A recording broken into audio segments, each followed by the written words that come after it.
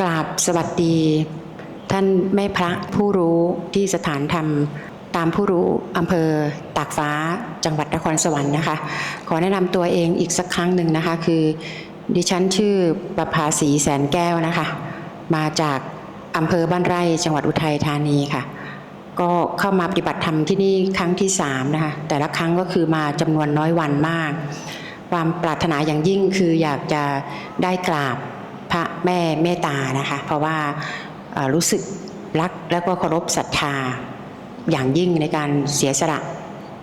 ทุกอย่างของแม่พระนะคะตั้งแต่เสียสละเวลาส่วนตัวสละทรัพย์สละแรงกายทุกอย่างเลยอันนี้วันนี้นะคะได้ฟังธรรมะจากแม่พระนะคะที่อธิบายเมื่อเช้าที่เป็นสัพปริสัทธรรมที่ธรรมชาติ7ข้อก็ด้วยที่ว่าตัวเองมีปัญหาในเรื่องของการฟังคือเราเป็นโรคประจำตัวคือหูดับก็ได้ยินไม่ชัดเจนก็เลยเข้าไปศึกษากันในข้อมูลนั้นๆก็ได้ความรู้กระจ่างมาบางส่วนแต่ส่วนหนึ่งที่อยากจะเรียนรู้เพิ่มเติมเป็นคำถามที่อยู่ในใจนะคะว่าเรามีข้อที่ต้องปฏิบัติอยู่ตอนนี้คือให้เรากราบพระพุทธพระธรรมพระสงฆ์นะคะกราบพ่อกราบแม่แล้วก็กราบตัวเองนะคะของเรานะอันนี้มีข้อที่2เนี่ยซึ่งยังติดค้างอยู่ในใจก็เป็นคำถามที่เรายังแก้ไม่ได้ยังคิดไม่ตกนะคะคือข้อ2เนี่ยบอกว่าให้ช่วยตัวเองให้ถึงที่สุดเถิดจะรู้จะแจ้งจะสว่างเองอันนี้ก็ยังตีโจทย์ไม่แตกนะคะโดยความรู้สึกส่วนตัวเนี่ยเข้าใจว่าเราช่วยตัวเองนี่ช่วยอย่างไรหนอแล้วจะสว่างอย่างไรหนอนะคะอันนี้คือคำถามก็ขอกราบขอบพระคุณมากนะคะที่ถามว่าช่วยตัวเองให้ถึงที่สุดนะเฮาต้องมีความตั้งใจเฮาต้องเอาใจใส่เฮาต้องเชื่อมั่นว่าสิ่งที่เฮาทำอยู่นี่มีประโยชน์แก่เฮามากเฮาต้องอดต้องทนเฮาต้องบากบั่นเฮาต้องพยายามทำให้ดีที่สุดก็คือให้ดีที่สุดนั่นแหละและตั้งใจช่วยตนเองช่วยให้ตนเองอยู่ในกรอบอยู่ในกฎบ่ให้การคิดการพูดการกระทำนี่ผิดพลาดต่อตนเองต่อผืนต่อกฎหมายบ้านเมืองต่อกฎธรรมชาติตนเองจังสิเป็นผู้ได้เข้ากรอบเข้ากฎสิเป็นผู้ที่มีแต่ความดีมีแต่ความถูกต้องสิเป็นเรื่องใดก็ตามสิเป็นกิจการงานต่างๆเฮาก็ต้องให้ดีที่สุดคือดีที่สุดเนาะดีเต็ม 100%เว้าเรื่องการฝึกการปฏิบัตินี่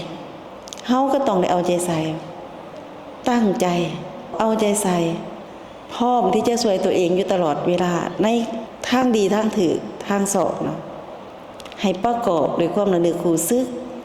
ให้มีปัญญาพินิจพิจารณาเพื่อกันความผิดเพื่อปิดกันบ่ให้ความผิดเข้ามาได้และบ่ให้ความผิดเกิดขึ้นได้พยายามหาคนออกพยายามเอาออกถอนออกพยายามถอนออกการช่วยตัวเองคือเคลียร์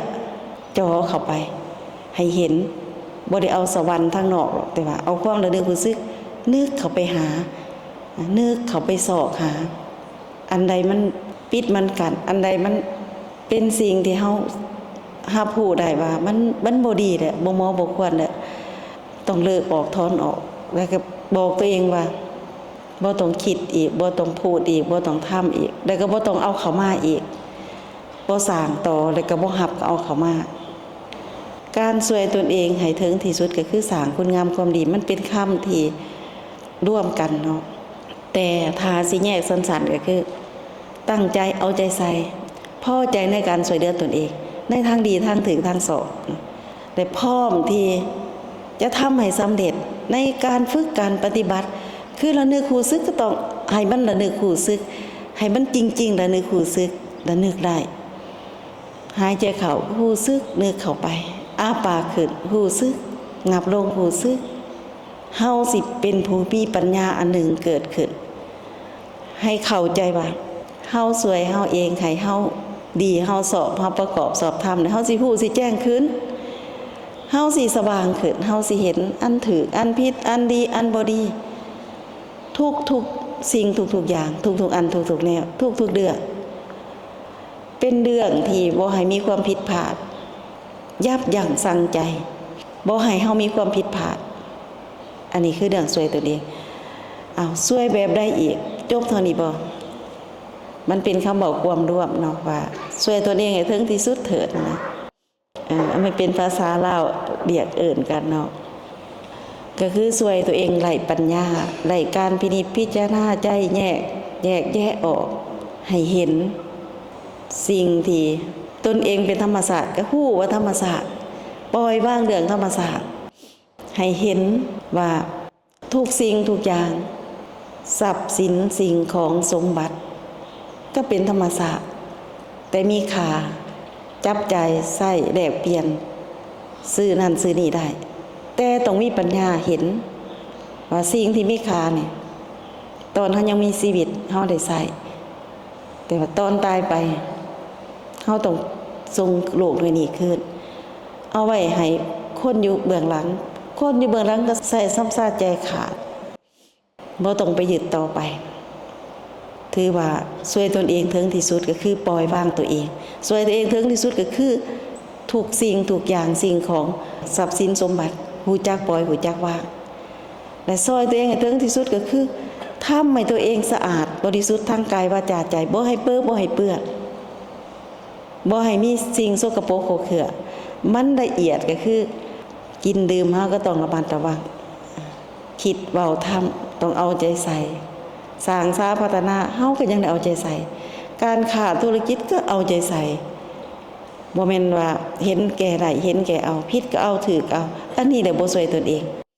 หรือว่านั่งอยู่กับไปตีสินยินทาคนอื่นว่าคำหยาบคำแข็งคำบ่จริงคำส่อเสียดยินทาเผลอลอยโลเดบ่ให้มันมีตัวนี้ในชีวิตของเรากวดล้างออกให้หมดมันก็เป็นการช่วยตนเองนะคือเว้นจากการฆ่าเว้นจากการเบียดเบียนทำร้ายตนเองผู้อื่นสัตว์อื่นเว้นจากการเอาของคนอื่นสิใหญ่สิน้อยสิอันใดก็ตามบ่ได้อนุญาตบ่เอาบ่มอบ่ควรก็บ่เอาเว้นจากการประพฤติผิดในกรรมทั้งหลายในความยินดีพอใจในสิ่งที่เฮาพอใจเฮาก็ต้องรู้จักว่าอันใดที่เฮาพอใจ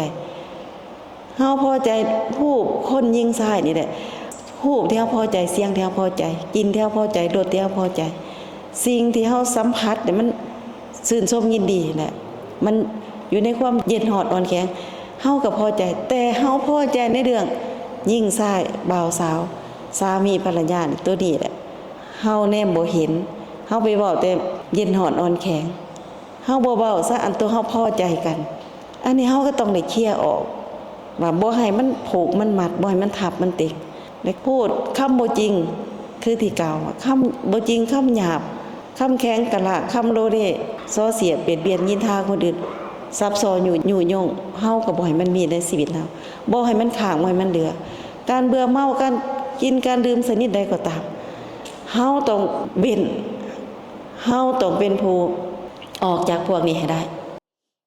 บ่เอาชีวิตไปเกี่ยวของอันนี้คือช่วยตัวเองเนาะ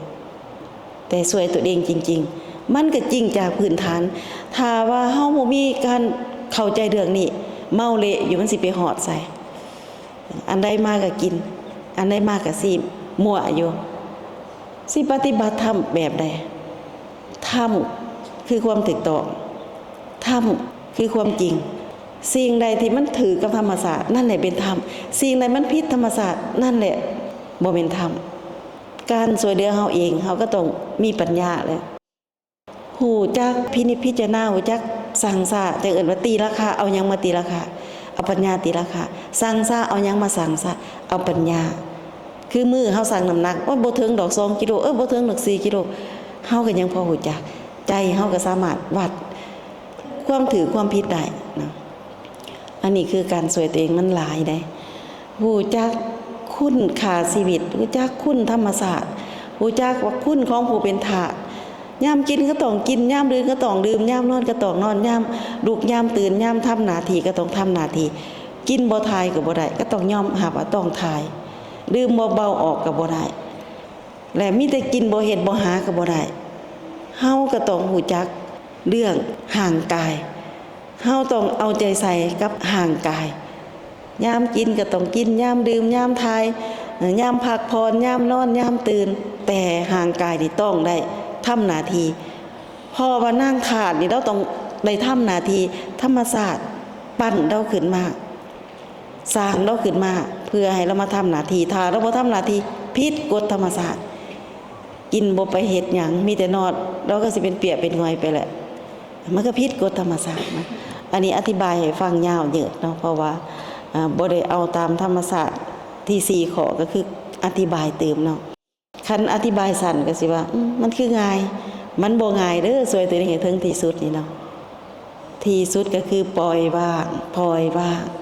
ปล่อยว่างเรื่องยังเข้ามาหายใจเข้าจอพิจารณาก่อนอภัยยกโทษอโหสิกรรมอภัยยกโทษอโหสิกรรมฮู้แหละว่าเฮาบ่ผิดแต่อภัยไปก่อนฮู้แหละว่าเฮาผิดเปลี่ยนแปลงแก้ไขขอบคุณอันนี้ช่วยตัวเองให้ถึงที่สุดเนาะมันสุดเท่านี้บ่ฮู้เข้าใจถึงธรรมศาสตร์ฮู้นี่แหละที่สุดเนาะโอ้เฮามีพระโอ้สิ่งปั้นขึ้นมันบ่แม่นพระอันนั้นวัตถุไปปั้นยกปั้นหินปั้นปูนปั้นไม้ปั้นอันใดขึ้นมาหินอ่อนหินแก่มันบ่แม่นพระอันนั้นมันเป็นวัตถุธาตุมันบ่แม่นเอาออกบ่ต้องเอามาเบียดเบียนบ่ต้องเอามาครอบงำบ่ต้องเอามาทำลายสงสารเจ้าของช่วยตัวเองเอาของซุ่มนั้นออกของหลอกๆซุ่มนั้นของสูตรของเศษของปุ๊กเสกขึ้นมาบ่เอากระทาก็อาคมสิ่งต่างๆที่นิยมกันมาบ่เอาอันนี้สวยตัวเองเพื่อให้เจ้าของที่เป็นธรรมศาสตร์หูนี่นะได้มีโอกาสตัวเองกับธรรมศาสตร์เจ้าของเข้าใกล้ที่สุดอันนี้เป็นที่สุดแต่หับความรู้สึกดีๆความรู้สึกบ่ดีถูกลบออกเพราะว่าพวกผีทั้งหลายพวกบุญไหว้พวกยุแย่พวกสารพัดเรื่องที่ขนเข้ามาถือล่างออกถือถอนออกถือปลดออก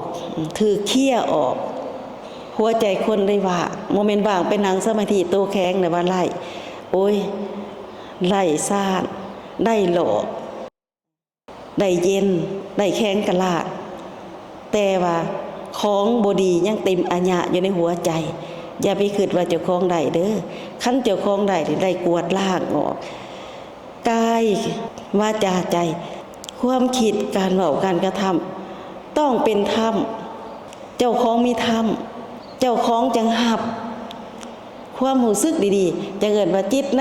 จิตมันสอนจิตเลยส่วนใดก็หับเอาพวกกระถึกนึกน้องนี่แหละพวกอยู่ในหัวใจนี่พวกแซ่พวกลองอยู่ในนี่แหละบ่ได้หับข้อมูลจากผู้ฮู้ก็ขอให้มาสรุปย่อเอาเนาะช่วยเอาธรรมศาสตร์ฮู้เจ้าของช่วยให้ญาณเจ้าของเป็นผู้ฮู้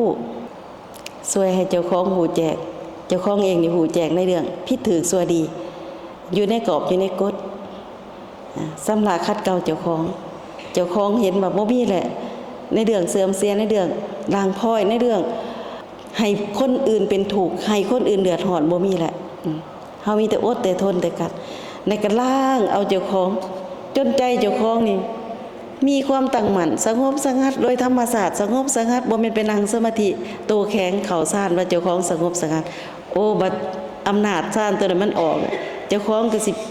บาปปวงไปติดของอยู่กับความบ่ดีเจ้าของคือเก่าดิดพิสวงอำนาจยังเต็มคือเก่าอันที่เบียดเบียนขอบงำกันยังคือเก่านิสัยเดิมๆกันยังคือเก่าอันนั้นบ่แม่นสวยตัวเองให้ถึงที่สุดเป็นหนังเข่าซ่านนานมื้อนานวันนานเดือนมันเป็นเรื่องผิดเพี้ยนเนาะจากธรรมศาสตร์มันผิดปกติการฝึกการปฏิบัติที่ถูกต้องให้มีความปกติเพื่อให้เฮามีความปกติเป็นผู้มีความปกติอยู่ตลอดเวลามีความสงบปกติมีความดีปกติมีสติปกติมีความระลึกรู้สึกประกอบกันเข้ารู้สึกตัวพร้อมรู้สึกตัวทั่วถึงหาผู้ถึงธรรมศาสตร์ผู้เจ้าของถึงบ่ได้หลายก็ได้น้อยใกล้เข้านี่แหละคือการช่วยตนเองแก้ปลดลดออกผู้เจ้าของว่าเจ้าของเป็นผู้ที่เปลี่ยนแปลงทางร่างกายทางในกายบ่เกิดเป็นผีเกิดเป็นผู้ธรรมศาสตร์ผู้ สวยเจ้าของเจ้าของสวยเอาเจ้าของนี่แหละสวยเจ้าของให้ถึงที่สุดคือที่สุดอยู่ที่ธรรมชาติถูกเกิดขึ้นกับเจ้าของเจ้าของบ่เคยรู้จักย่านเจ้าของบ่เคยคิดว่าแจ้งหรือบ่แจ้งฮู้หรือบ่ฮู้เป็นผีหรือเป็นผู้ฮู้ตัวนี้แหละกลับก็มาให้เข้าใจตัวนี้ว่าสวยเอาผู้ฮู้สวยเจ้าของเป็นผู้ฮู้สวยย่านเจ้าของฮู้สวยย่านเจ้าของฮู้คืนแจ้งคืนสว่างขึ้นเข้าถึงธรรมชาติฮู้เจ้าของสิอยู่ดีมีสุขอยู่เย็นเป็นสุขเจ้าของเป็นผู้หลุดพ้นจากความบ่ฮู้บ่แจ้งจากเรื่องเล่าต่างๆจากปัญหาถือว่าเจ้าของเป็นผู้ชนะเจ้าของมีผ่านเจ้าของสวยเจ้าของพ่อเจ้าของสวยเจ้าของเจ้าของพยายามเข้าถึงเจ้าของเจ้าของก็ได้ถึงเจ้าของเจ้าของก็ได้พึงเจ้าของผู้เป็นกายพึงญาณผู้เป็นญาณพึงพระญาณคนพึงกันได้จบกราบขอบพระคุณแม่พระเมตตาเป็นอย่างสูงนะคะตอนนี้เข้าใจแจ่มแจ้งแล้วค่ะแล้วก็คาดว่าหลายๆท่านทางพี่น้องที่มารับฟังวันนี้ก็คงได้ความกระจ่างเช่นกันสาธุค่ะ